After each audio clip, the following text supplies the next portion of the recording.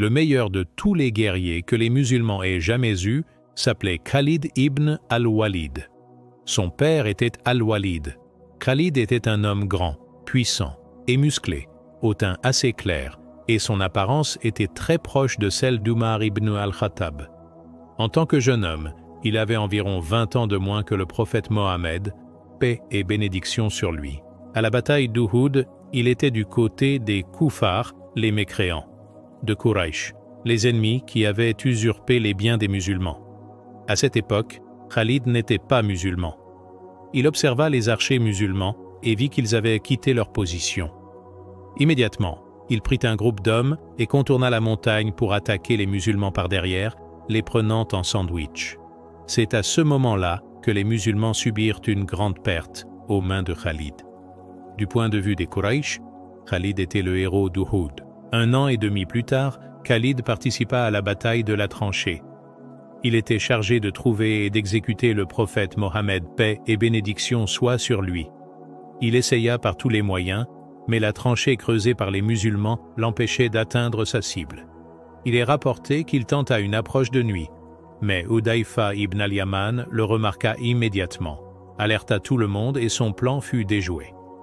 Finalement, les armées des Koufars furent repoussées par une intervention divine et Khalid retourna à la Mecque. Au moment du traité de Hudaybiyah, lorsque les musulmans vinrent sans armes pour accomplir le pèlerinage, les Koufars de la Mecque les arrêtèrent. Ils envoyèrent Khalid avec 200 hommes pour attaquer les musulmans. Quand il arriva, il vit qu'ils étaient en prière et pensa les attaquer pendant leur prosternation. Mais il fut stupéfait de voir que lorsque le prophète paix et bénédiction soit sur lui dit « Allahu Akbar », seulement la moitié des hommes se prosterna, tandis que l'autre moitié restait debout pour monter la garde. Puis, les groupes s'échangèrent. C'était la prière spéciale, Salat al-Khawf, prescrite en temps de guerre. À cet instant, la première lueur de l'islam entra dans son cœur. Il se dit « Cet homme, Mohammed paix et bénédiction soit sur lui, nous ne pourrons jamais lui nuire. Il est protégé. » Il comprit que cet homme allait être victorieux.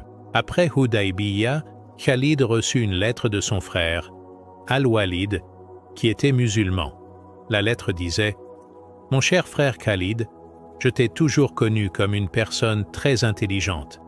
Avec un esprit comme le tien, il ne peut t'échapper que l'islam est la vérité. Le prophète paix et bénédiction soit sur lui a demandé après toi. Il m'a dit « Où est Khalid ?» Je lui ai répondu qu'Inch'Allah, Allah l'amènera. Le prophète Mohammed, paix et bénédiction soit sur lui, y a dit qu'un homme aussi intelligent que Khalid, s'il est impartial, saura que l'islam est correct. Khalid fut touché par cette lettre. Cette nuit-là, il fit un rêve. Il se vit dans une terre aride, sèche et très étroite. Puis il vit qu'il voyageait vers une autre terre, magnifique, verte et très vaste. À son réveil, il sut que cela signifiait qu'il devait aller à Médine et embrasser l'islam. Il décida d'en parler à ses amis, mais la plupart détestèrent l'islam. Il parla d'abord à Safwan ibn Umayya, qui rejeta violemment l'idée. Il parla ensuite à Ikrima, le fils d'Abu Jahl, qui réagit de la même manière. Finalement, il se tourna vers un troisième ami, Uthman ibn Talha. Quand Khalid lui expliqua ses raisons et son désir d'aller à Médine, Uthman répondit « Je viens avec toi ». Discrètement, les deux préparèrent leur voyage. En route, ils rencontrèrent Amr ibn al-As, l'un des hommes les plus puissants de Quraysh. Lorsqu'ils se demandèrent mutuellement où ils allaient, Amr ibn al-As avoua courageusement « Je vais à Médine pour accepter l'islam ». Khalid et Uthman lui dirent qu'ils faisaient exactement la même chose. À leur arrivée à Médine, son frère Al-Walid se précipita vers lui et lui dit « Par Allah, le messager paix et bénédiction soit sur lui, nous a déjà informé que vous étiez en route. » Les 3 hommes entrèrent en présence du prophète paix et bénédiction soit sur lui. Khalid le salua en disant « Que la paix soit sur toi, ô messager d'Allah. » Le prophète paix et bénédiction soit sur lui répondit « La Mecque nous a envoyé ses joyaux les plus précieux. » Khalid déclara alors la shahada, mais il était tourmenté par le mal qu'il avait fait aux musulmans. Il dit « Ô messager, prie pour moi. Qu'adviendra-t-il de moi ?»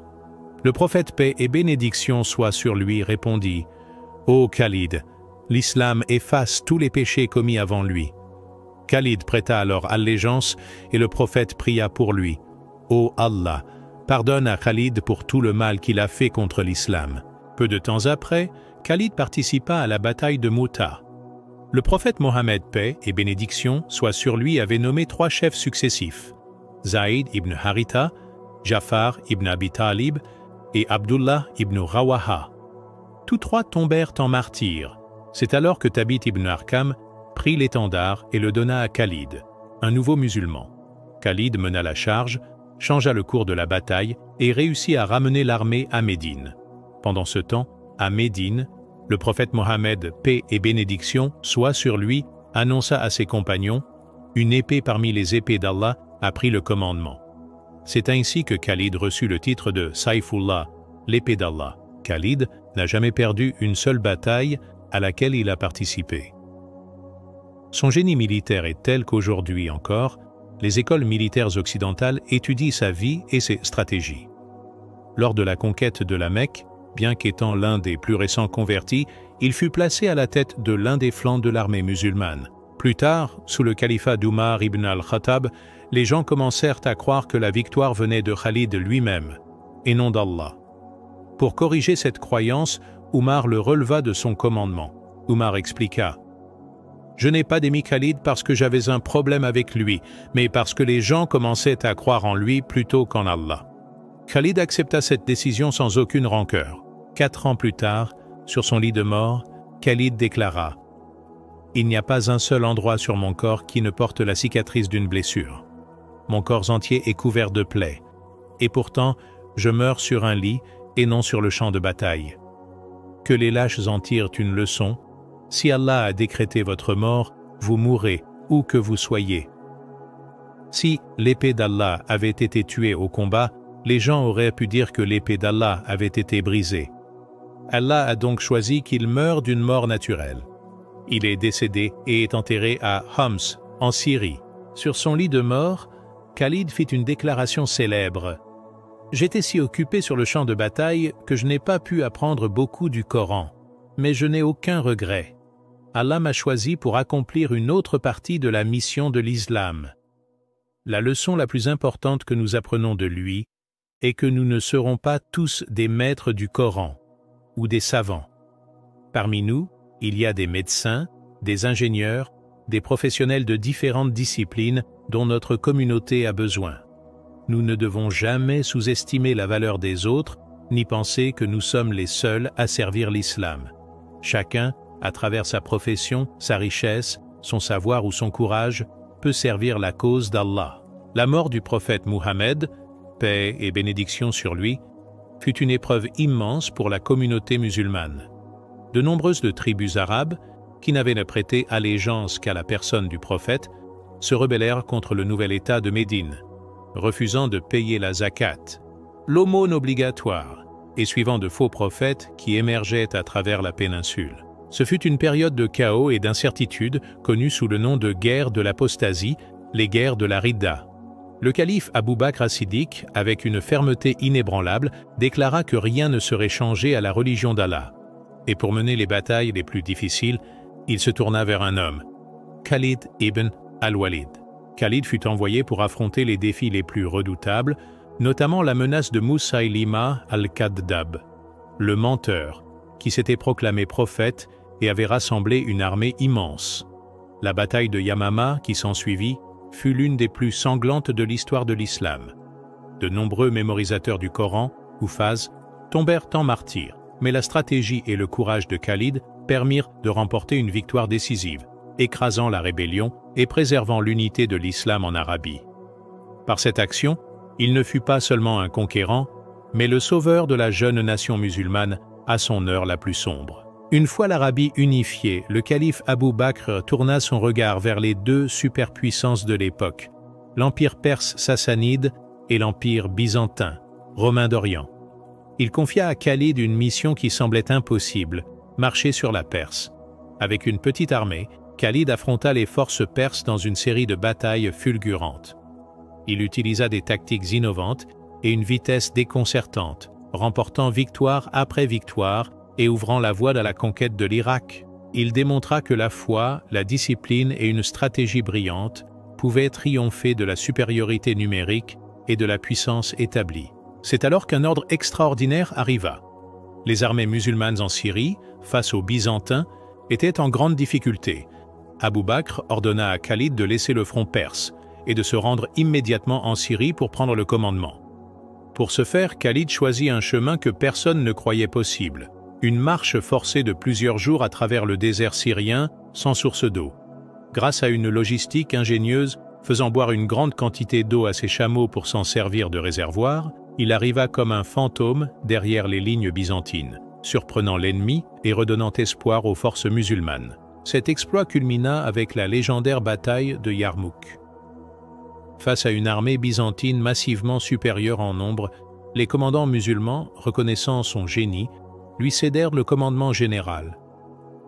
Khalid réorganisa complètement l'armée en petites unités mobiles et, par une série de manœuvres brillantes, il anéantit l'une des plus grandes armées que l'Empire byzantin ait jamais rassemblée.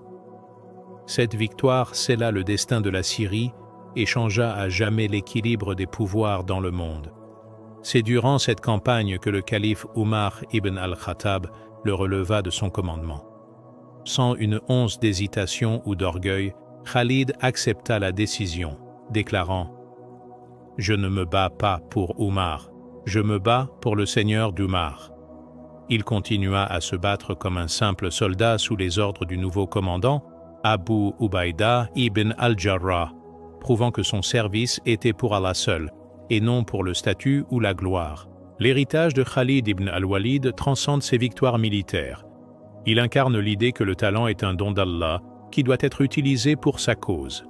Sa vie nous enseigne la confiance absolue en Allah, la valeur de la stratégie et de l'intelligence, et surtout, l'humilité dans la victoire et la soumission face à l'autorité légitime.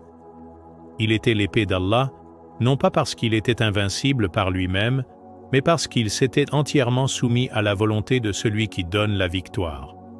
Sa vie est un rappel éternel que la grandeur ne réside pas dans le pouvoir que l'on détient, mais dans la dévotion avec laquelle on sert une cause plus grande que soi.